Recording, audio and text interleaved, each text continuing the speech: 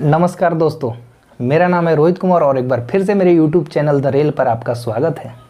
दोस्तों, आज के वीडियो में बहुत ही इम्पोर्टेंट टॉपिक पे बात करने वाला हूँ और ये टॉपिक सारे एम्प्लॉइयों के लिए फॉलो होगा।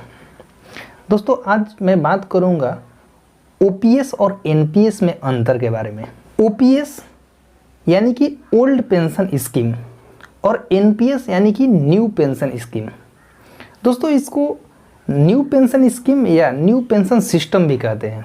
1 जनवरी 2004 से पहले जितने भी एम्प्लॉय ने रेलवे को ज्वाइन किया या किसी भी गवर्नमेंट एम्प्लॉय में ज्वाइन किया तो उस पे ओल्ड पेंशन स्कीम लागू होता है, जबकि 1 जनवरी 2004 के बाद यानी कि 1 जनवरी को भी अगर जो ज्वाइन किए वो न्यू पेंशन स्कीम के तहत आते हैं। दोस्तों, इसमें कुछ पोस्ट छोड़कर यानी कि जैसे कि डिफेंस सिस्टम वगैरह को छोड़कर ये नियम जो है सब पे लागू हुआ है। इसमें आपको मैं एक एक करके अंतर में बताऊंगा, फिर आप वीडियो के अंत में आप खुद समझ में आ जाएगा कि अगर आप न्यू पेंशन स्कीम के तहत हैं तो आपको कितनी सारी नुकसान का सामना करना पड़ेगा। आइए एक एक करके अंतर को समझते हैं। सबसे पहला अंतर, ओल्ड पेंशन स्कीम के तहत आपको मिलने वाले पेंशन के लिए आपकी सैलरी से किसी तरह की कटौती नहीं की जाती थी, जबकि न्यू पेंशन स्कीम के तहत मिलने वाले पेंशन के लिए आपको पर मंथ मिलने वाली सैलरी प्लस DA का 10% आपका कटौती किया जाता है। जैसे कि आपका मान लीजिए कि 20,000 रुपया आपका पेमेंट है पर मंथ, प्लस DA अगर आपका 5,000 रुपया है तो 20 और 5 कितना हुआ 25, और 25,000 रुपये का 10% जो होता है मतलब 2,500 रुपया आपको पर मंथ आपके सैलरी से कटता है। अगला अंतर, ओल्ड पेंशन स्कीम के तहत आने वाले एम्प्लॉइयों पर प्रत्येक 6 माह पर मिलने वाले DA में बढ़ोतरी जो होती है वो ओल्ड पेंशन स्कीम धारियों पर लागू होगा, जबकि न्यू पेंशन स्कीम के तहत आने वाले एम्प्लॉय पर ये DA जो बढ़ता है ये लागू नहीं होगा। प्रत्येक 10 वर्ष पर जो वेतन आयोग आता है वो ओल्ड पेंशन स्कीम धारियों पर लागू होगा, जबकि न्यू पेंशन स्कीम धारियों पर ये लागू नहीं होगा। अगला, ओल्ड पेंशन स्कीम के तहत आने वाले जितने भी एम्प्लॉय हैं वो अगर रिटायर होते हैं तो रिटायरमेंट के बाद उनको और उनके परिवार को मेडिकल सुविधा दी जाती है, जबकि न्यू पेंशन स्कीम के तहत आने वाले एम्प्लॉय को रिटायरमेंट के बाद किसी तरह की मेडिकल सुविधा नहीं दी जाएगी।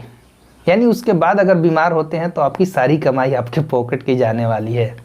OPS के तहत आने वाले एम्प्लॉय अगर सेवा के दौरान उनकी मृत्यु हो जाती है तो उनके परिवार को अस्थायी पेंशन की सुविधा दी गई है, जबकि न्यू पेंशन के तहत आने वाले एम्प्लॉय सेवा के दौरान अगर उनकी मृत्यु हो जाती है तो उनको किसी तरह की अस्थायी पेंशन का सुविधा नहीं दिया गया है।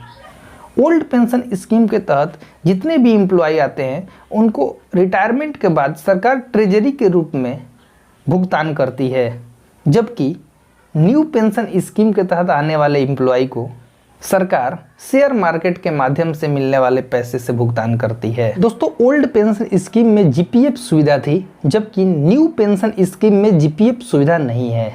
अब ये GPF सुविधा क्या होता है दोस्तों?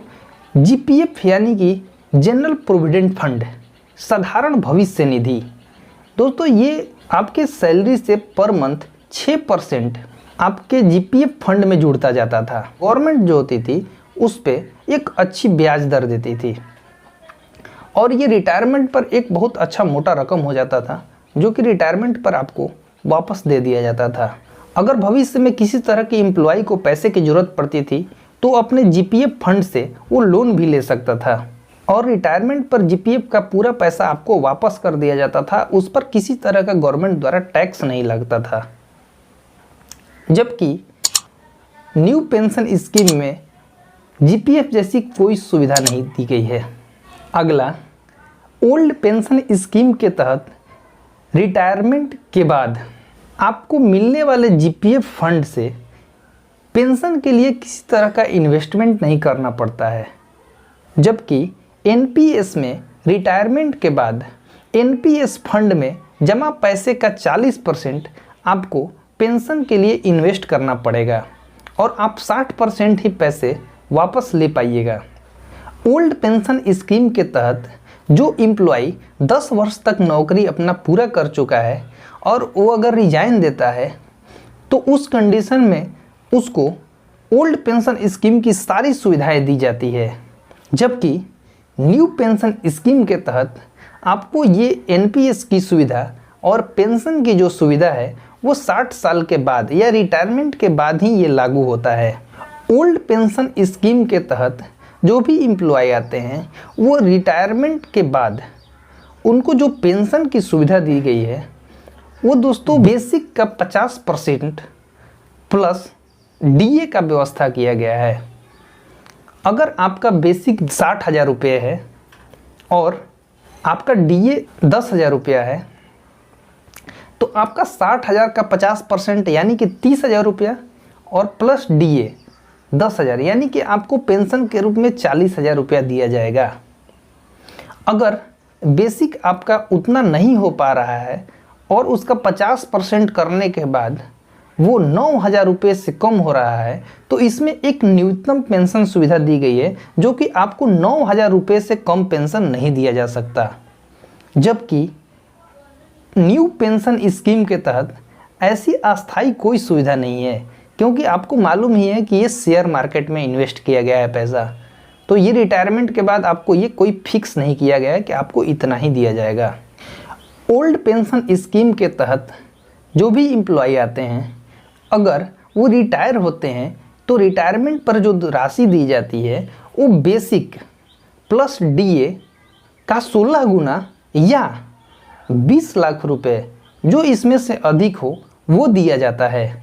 जबकि न्यू पेंशन सिस्टम के तहत ऐसा कोई अस्थायी बंदोबस्त नहीं है, यानी कि ऐसा कोई अस्थायी व्यवस्था नहीं किया गया है। दोस्तों उम्मीद करता हूँ ये वीडियो आपको अच्छी लगी होगी।